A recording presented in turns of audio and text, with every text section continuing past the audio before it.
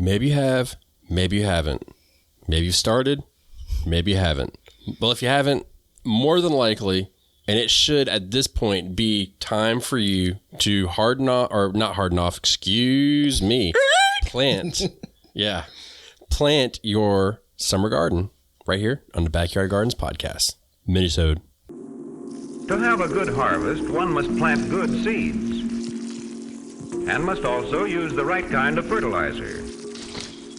The carrots have grown large and firm. How good they will taste. Welcome to the Backyard Gardens podcast, where we talk about all things gardening and give the information out for you to be successful in your garden, whether it's your first or your last. We are your hosts, Ben, the backyard gardener, and Batavia, the front yard gardener. one in the country, One in the city. Now get ready as we dig deep into this wonderful world of gardening as we learn to grow and grow for change. I might have lost my mind a little bit there, but it is time for you to be fully planted at this point. So we want to make sure that our temperatures are at or above around 50-ish at night. Mm-hmm. Would you say? Agreed. Absolutely What's agreed. the lowest you would put your tomatoes outside? I wouldn't put them out if it was lower than 50 at night. You wouldn't? I wouldn't, no.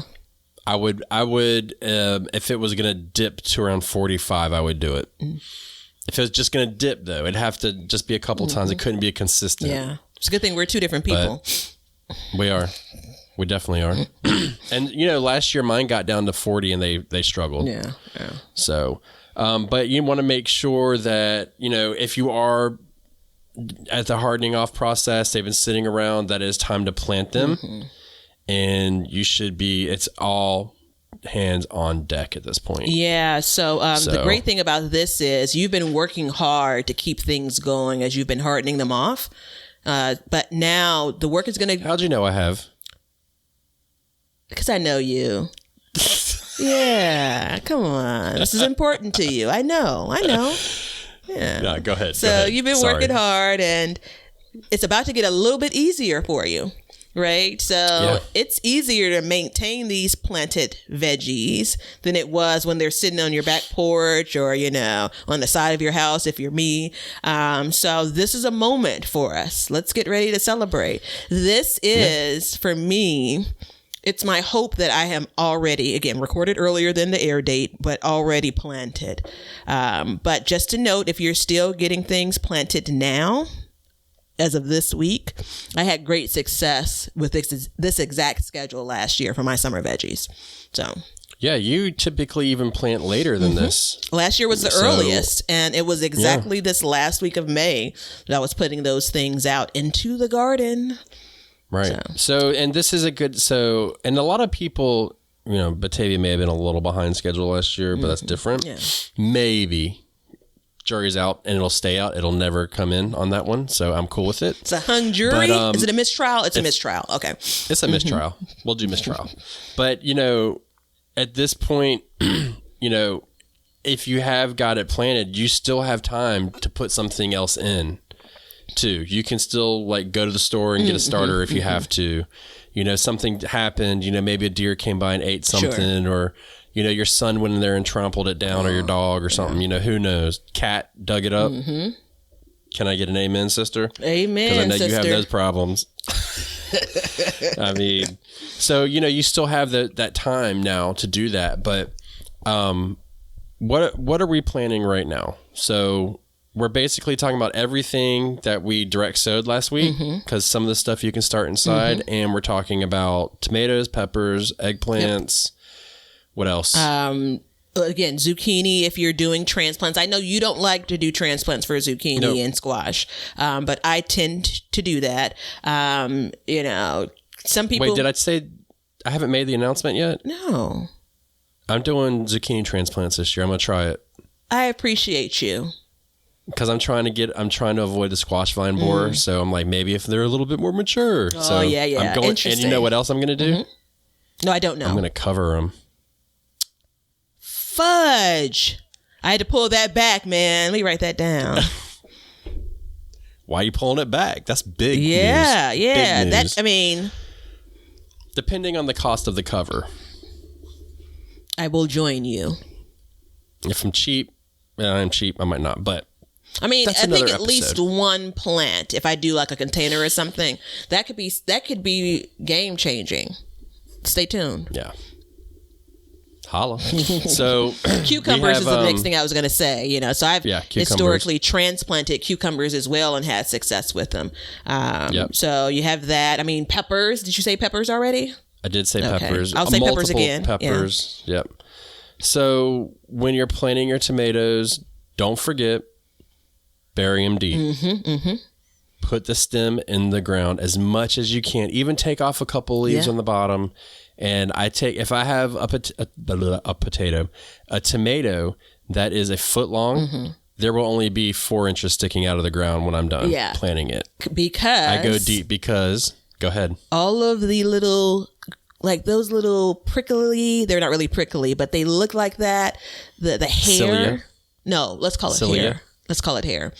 On that stem, those will turn into roots if you plant that tomato plant deep enough, right? So every bit of that stem that's planted, it's going to improve that tomato plant for you. Oh, I'm so excited. I love I mean, how wonderful is a tomato plant? Come on. Yeah. Now, everything else doesn't get planted like that. No. I can't think of anything else that gets planted like that. No. Now, zucchinis, you can plant them so they lay on the ground and they will root from the stem as well. Oh, I didn't know that. But you don't bury them. Yeah, they are basically a vine. So they are basically an invasive vine. Thank God we have cold so they would go away. So, but that's definitely a part of it too. So you're at this point, you're also putting out your sweet potatoes. So let's not forget the almighty sweet potatoes. And in 8A, I'm only a week after putting them in at this point, maybe 2 weeks. You know, I'm not far from putting them in. So, and in your area, you probably have another week or so. Yeah, I still have a bit more time. Just a bit more time. And so if you're at this point, you should be looking for a faster variety sweet potato. Yeah. So I think also just kind of housekeeping, you want to make sure that if you haven't already prepped the area you're planting in, you know, I can just see David kind of walking around with a little bit of compost in a bucket or something, right? You know, you want to make sure you want to make sure you're putting those plants into a well prepped area. Well, how do we prep the hole, Batavia? Let's do this. Yeah. That's where I was going next anyway. Look at that. You see that, Sid? I'm telling you, bro. Connected. Synergy. I know. I'm telling you. All right, sorry. I hope we don't have to pay for that, right? No, we don't. So I'm going to take a bag of my compost. For those that are making them, high fives to you.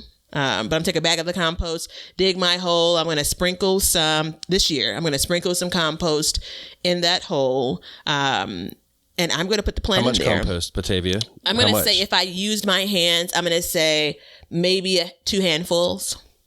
That's about what I do. Look at there. Come on now. And sharing a brain at this point. If you have small hands, you might want to do 3. Okay. Let's just be honest. Do you put fertilizer in the hole? Well, see, now you're trying to teach me here. I don't, and I'm probably not going to. I'm not trying to teach you. Well, you know how bad I am about fertilizing. I don't put fertilizer in either. Oh, okay. All right. I didn't see that coming. I don't put fertilizer in the hole. Now, that being said, if I get froggy this year, I may sprinkle a little bit in, but I typically don't do that. A lot of people will pre-water as well. I've seen that. So when those roots go in, they are nice and happy. And that's important too. So I typically don't pre-water it. Usually I water the whole bed first. Yeah, I don't and then do I also either of water those. Afterwards. Yeah, I do a deep watering afterwards. If I have, for all of these summer vegetables, that's normally no problem when it comes to whatever those creepy things that are kind of crawling up that vine and eating them. So I mulch afterwards as well, right? So right. Yep. And so like your tomatoes, so the tomatoes are the only one you bury. And your tomatoes and, anything that you need to stake, you want to put the stake in at the same time as planting. Excellent point. So that the roots can grow around it and you won't be disturbing them, because there would be nothing worse than getting stabbed through the leg when you just got comfortable. So go ahead and stab it now. do all the damage you're going to do to your plant now so that it can recover. So if that means pulling some leaves, if anything's blooming now, you have any blooms from your tomatoes or peppers or anything, pull those blooms now. I don't. Get those off there because... He's right. That's a good recommendation. Yeah, because it's the plant will, once you pull those blooms, it'll say, let's make roots. And then it'll redirect. Correction. So, yes, ma'am. I do pull the blooms. Sorry. I got twisted in my head. You don't pull them for flowers. That's right. Thank you. Yeah, sharing a brain, clearly. So for this one, what was the other note that I had? Oh, I tag plants.